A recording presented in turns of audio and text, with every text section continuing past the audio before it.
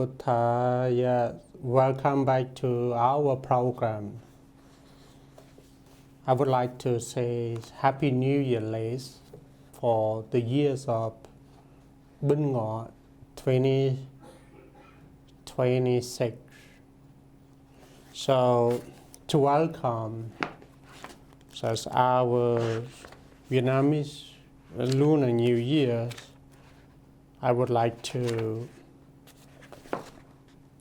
introduce you a new topic. It's very interesting and you may all like it, especially for people who are living in the USA and you are familiar with the proverb saying time is money. As my topic today says, the workers and the boss. The workers and the boss. And it talks about the employees and employers.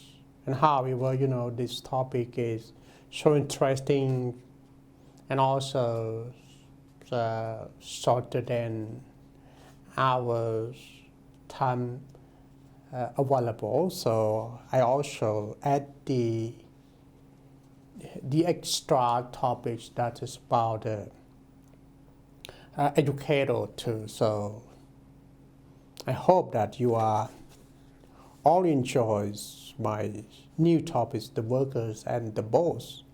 So in Vietnamese we say chủ lao động và người lao động. That's according to the Buddhist principle. So it must be something interesting, different. It's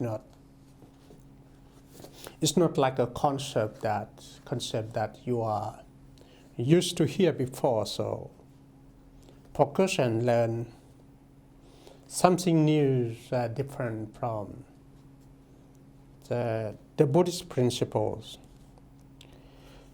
People who work together in capacities of employees and employers should relate it to each other properly in accordance with their duties, so that good relations are maintained and the work proceeds smoothly by abiding by the principles of conduct outlined in the teachings on the laws of the 6 directions as follows. A. Employer should support his servants and employee by. This is the duties for the employers or for the boss. 1. Assigning them works in accordance with their strength, and abilities. 2. Paying them wage commensurate with their work and adequate for their livelihood. 3. Granting them fringe benefits by, for example, providing medical care in times of sickness, for sharing with them a portion of any special profits that may accrue, by giving them appropriate holidays and time to rest. That is the duties, the five duties of the boss. And also we have section B, an employee have his employer by. This is talking about the employee's duties.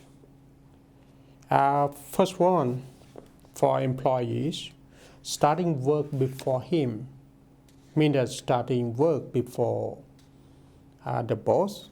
2. Stopping works after the boss. 3. Taking only what is given by the employers or by the boss for doing his job well and seeking ways to improve on it by spreading the good reputations about his employers and his business. And this is the last part of section 3 that we are focused on peoples and people.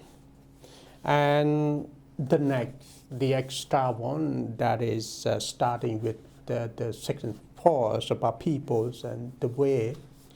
That is about the educator. So let me talk a little bit about the education. Buddhism is education. So if you are claim to the world that you are Buddhist or Buddhist devotees, or the 4 assemblies Buddhism too. So please become the well-known educators in this society. So because if you don't struggle with the Buddhist educations, you will become the useless ones in this modern life. Also, you could not contribute anything, any benefits and any happiness, also any peace to your 4 assemblies, to your purpose of the maintenance and protecting and propagating Buddhism. So now come to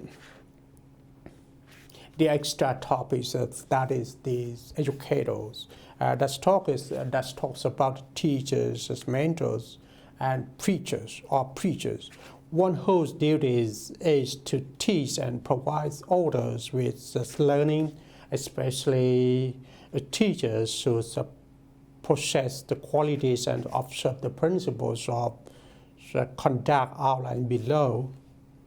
So the contents of this topic is so long, so I just focus on what I have prepared in the books of constitutions as follows according to the Buddhist concepts only. Is his good friends, the teachers, should be endowed with the 7 qualities of the good friends, Kalyana Mittas, and Dharmas as follow. 1 PU in Pali term. Enduring his is endowed with kindness and compassion, taking strange interest in his students and their well-being. He has reports that he creates families and cultural atmospheres, so encouraging students to approach him with courage and love. 2 Karu in Pali term. Worthy of respect, his firm adherence to principles, he has conduct that befits his position, inspiring feelings of reassurance, repose, and safety. And next, number 3. Pavaniyo in Pali term, inspiring, he is truly learned and wise, and is one who constantly trains and improves himself. He is praiseworthy and exemplaries, so that his students speak and think of him appreciatively, confidently, and proudly. 4 Vata in Pali term, capable of speaking effectively. He knows how to explain things clearly and when he speaks as what and how. He gives counsels and cautions and is enables advisors. 5 Vajanakamu in Pali term, patience with words. He Our willingness to listen to questions and queries, no matter how petty and can be, even inappropriate admonishments and criticisms without becoming dejected or offended. 6. Kampiranjaka Katha in Pali term is a little bit long. Capable of expounding as on the proposed. His can explain difficult and propound subjects clearly and can teach his students even a propound the object. 7. No Katani Niyo Chaye in Pali terms, not leading in wrongful ways. He does not lead his students in ways that are detrimental or in matters that are worthless or improper. And B. He is dedicated to giving knowledge. By establishing oneself in the 5 qualities of one who gives teachings, is known as the Dhamma Sakya Dhamma in Pali term. 1. Anupapikatha, teaching step by step in proper sequence. He teaches the principles or subject matter in order, from easy to abstruse, shallows to profound in logical progressions. 2. Pariyaya Tasavi. Pariyaya Tasavi means expanding songs and clarifying the main points. He explains, he brings forth reason to clarify the meanings of its expressed point. He varies his explanations to enable his listeners to clarify his points in the lines of reason. 3. Anutayata means teachings with a heart of goodwill. He teaches with a mind imbued with goodwill and sincere desires for his listener benefits. 4. Anamisantara means not for material gain. He does not teach out of a desire for any material rewards, payments, or personal benefits. Number 5. Anupahaja means speaking impartially and unappreciably. She teaches according to the principle, according to the contents, with the intentions of revealing the truth and the meanings, neither exalting himself nor satirizing or belittling others. Section says, he maintains the 4 creeds of a teacher. A capable teaching has the following techniques of teaching. 1. Santasana means making clear no matter what he teaches, he explains the reasons behind it and analyzes it so that his listener understandings is clearly, as if leading them by the hand to see it for themselves. 2. Samatapana means inviting practice. He teaches in such ways that his listeners see the importance of doing what needs to be done, appreciate its values, become convinced, accept it, and are motivated to implement it or put it into practice. 3. Samuttechana means arousing courage. He wrote his listeners to seal the interest of fortitude and firm resolve to resubmit the practice, to fear no difficulties or hardship. Yes, interesting. And number 4, Sampahangsana in Pali term means inspiring joys. He creates an atmosphere of fun, cheerfulness, joy, joyness, and delight. He inspires his listeners with hope and visions of the good results and the way to success. In brief, by the techniques as in the Buddhist teachings, we can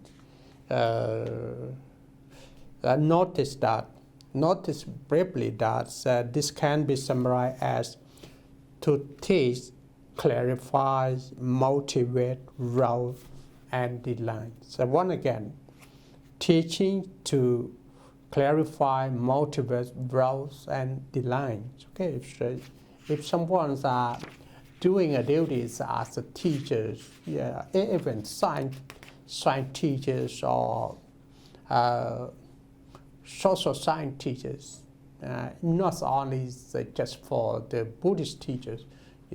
It means that for every teacher throughout the world, you can follow, or you can be a teacher that follow this good techniques. You try to share, you try to teach your student with your heart-filled minds. Teach them to clarify, to motivate, to route to the lines on what and how for every subject, And the next is also the last sections in this topic. The topics of the educators, teachers, preachers, or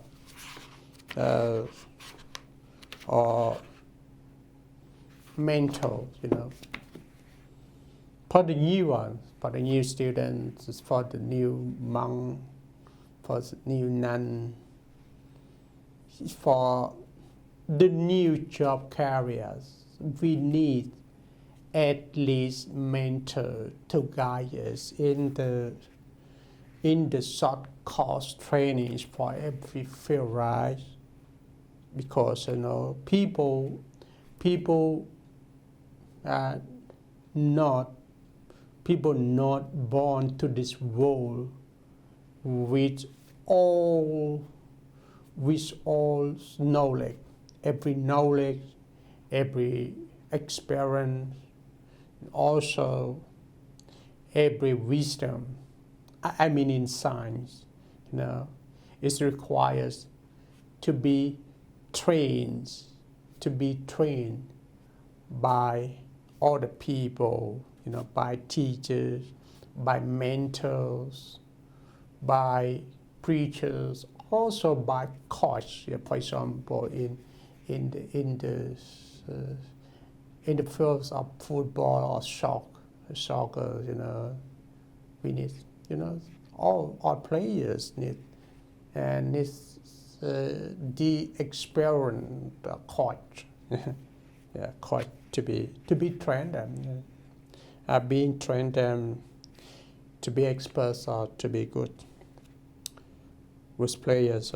Okay, so he used the three yates. Briefly speaking, a teacher may examine himself with the three kinds of mentors that characterize how the Buddha taught. Number 1, He teaches with true knowledge, having for himself acquires true knowledge and accomplish his goal. He teaches others. 2. He teaches logically so that his listeners can clearly see the meaning with their own wisdom. And 3. He teaches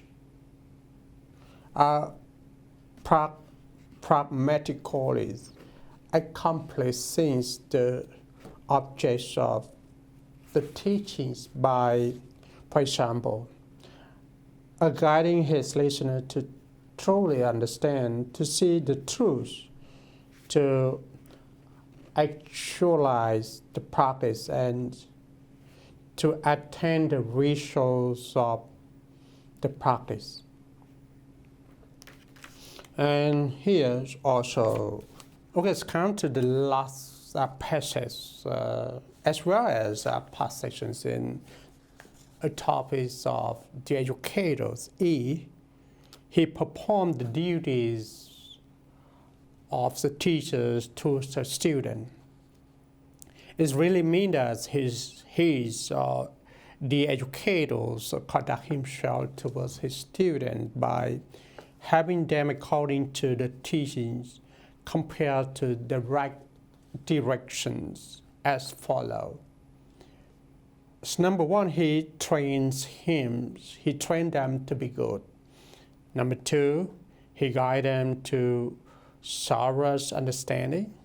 Number 3, he teaches the subjects in full, for he encourages and praises his students' goodness and abilities and allows their full expression. Number 5, he provides protections for all directions, that is, teachings and training them so that they can actually use their learnings to make a living and know how to conduct themselves well, having guarantees for smoothly leading the good lives and attendance, happiness and prosperity. So this topic, this passage, this contains in section 8 the last part of the subject of educator. You can find it, so you can go to see it as in Dikha Nikaya, the long discourse, volume 3, page 189. So we come to the end. We come to the end of our topic today, but however, is between the two topics, the workers and the boss, and the educators combined together. So it's content, it's content. So a little bit long content for you to remember, but however, I think that you all can understand well where is your mission, where you are standing right now, and try to follow your duties. For example, if you are workers, try to follow your worker duties. If you are the boss, try to follow your duties, as well as if you are teachers or a student, try to do according to your duties, because everyone, every specific careers also have their own duties. So try to complete your work according to your own duties, and try to avoid to follow your like or dislike or try to avoid to follow your feeling, your emotions, and your moods. Because if you follow your emotion, you cannot your problems, your work problems could not be solved so smoothly or properly. But if you turn back to follow the Buddhist principle, to complete your work according to your own duty, you can you can live with your works for longer, and you can, provide all the people's the happiness, the prosperity, also peacefulness. So please believe in the Buddhist principle, and please enjoy your own duties. I just want to say that everyone already have his or her own duty. You just rest in your duty, you just enjoy your duty, and make this world happy, prosperous, and peace. And the last one, please go together if you all wish to go longer with the world that full of peace and inner peace. Thank you for your listening. Namo Buddhaya.